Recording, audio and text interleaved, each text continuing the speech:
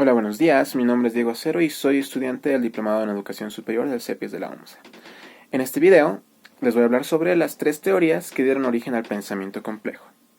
Estas son la teoría sistémica, la teoría cibernética y la teoría de la información, aunque esta última se puede desglosar en otra teoría de la comunicación, aunque eso lo vamos a ver después. Bueno, la teoría sistémica fue propuesta por el biólogo Ludwig von Bertalanffy, y es justamente en el campo de la biología donde se pueden vislumbrar los casos más ejemplificativos de sistemas, que son justamente los organismos vivos. La teoría de sistemas incide mucho en el aspecto relacional. Quiere decir que entiende que un organismo o un conjunto o un todo tiene que ser entendido de forma holística y unitaria. No solamente como la suma de sus componentes, sino que las relaciones entre estos componentes le dan un valor adicional a ese todo. Entonces, el todo en sí es mucho más que la simple suma de sus partes. Esta visión se contrapone contra una visión tradicional de la ciencia que era mecanicista y estructuralista. Y esta visión sistémica pues tiene un mayor poder explicativo para fenómenos como la adaptación, como el cambio, como el dinamismo, que muchos objetos, no solamente biológicos, también dentro del campo de la física, también dentro de los campos sociales y culturales, también tienen. Entonces esta teoría sistémica pues es una teoría que tiende a ser aplicable a todo el campo epistemológico, quiere decir a todas las ciencias. Pues bien, el aspecto relacional de la teoría de sistemas no solamente se refiere a la relación entre los componentes de un sistema, sino a la relación entre el sistema y su ambiente externo, que lo podríamos denominar suprasistema, y la relación entre los sistemas que habitan dentro de ese sistema, que podríamos denominar los subsistemas.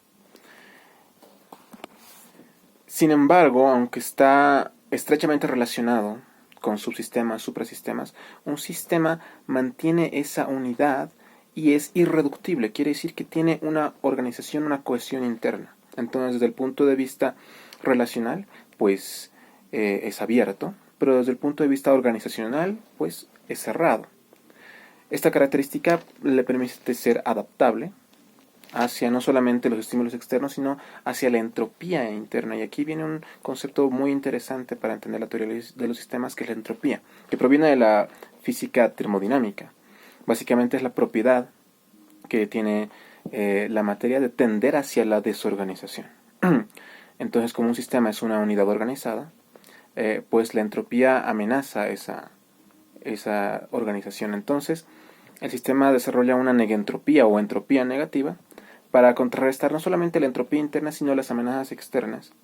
Y esto genera una adaptación y por lo tanto un constante cambio, un dinamismo que tienen los sistemas. Como lo había referido antes, pues la teoría sistémica tiende a un nuevo paradigma de la ciencia y la recepción ha sido aceptable, pero ha sido opacada porque no ha sido utilizada en su totalidad, vale decir, se aceptan los postulados de la teoría sistémica, pero no se termina de transformar el paradigma total de la ciencia de una estructura estructuralista, estática, mecanicista, hacia una perspectiva dinámica, sistémica, relacional. Porque lo que postula este biólogo es justamente un cambio total en el paradigma de lo que es la ciencia. Finalmente, esta teoría ha sido perfeccionada con una visión de la autoorganización, quiere decir que los sistemas no solamente cambian por estímulos externos, amenazas externas o por su entropía interna, sino que por sí mismos tienden a generar nuevas formas de organización, tienden a evolucionar, es lo que se llama la autoorganización.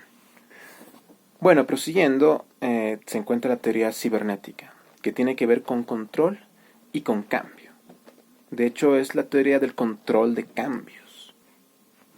No es una simple teoría de la máquina, porque también puede ser aplicada a organismos vivos. Y se entiende sobre todo la cibernética como la disciplina que estudia modos de comportamiento.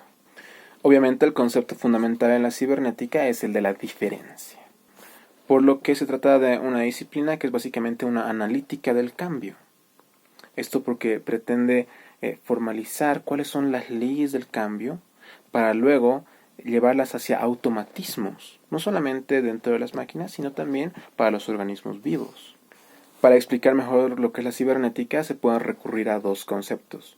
Uno es la causalidad circular y otro es la retroalimentación, que básicamente son dos caras de una misma moneda.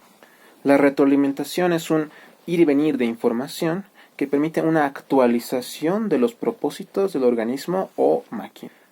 Esta retroalimentación en términos lógicos se convierte justamente en causalidad circular, que básicamente se le puede entender así: A causa a B, B causa a C y C causa a A. Quiere decir que en sentido esencial A es autocausado.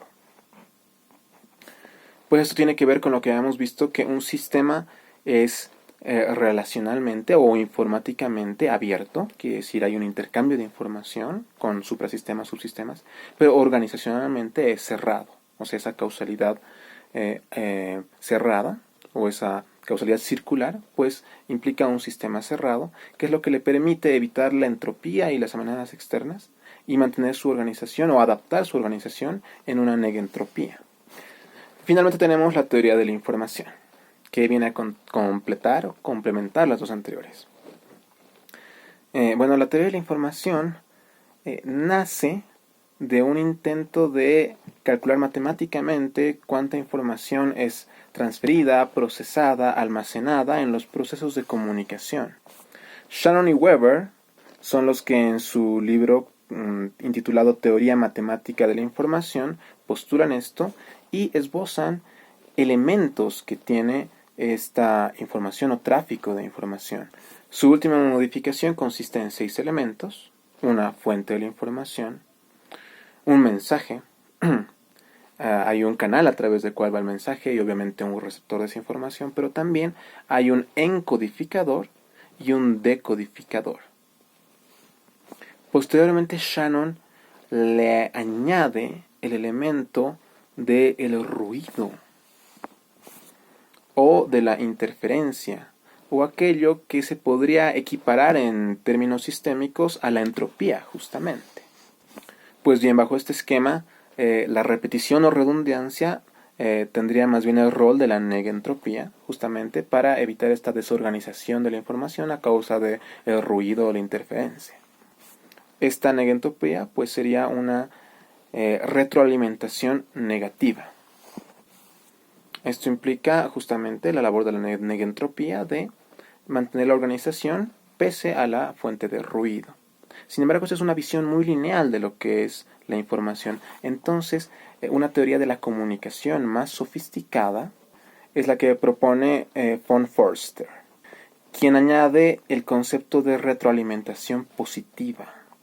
Esto implica que el ruido no solamente puede ser neutralizado por el sistema, sino también puede ser controlado y más bien utilizado para generar organización u orden, propiamente dicho.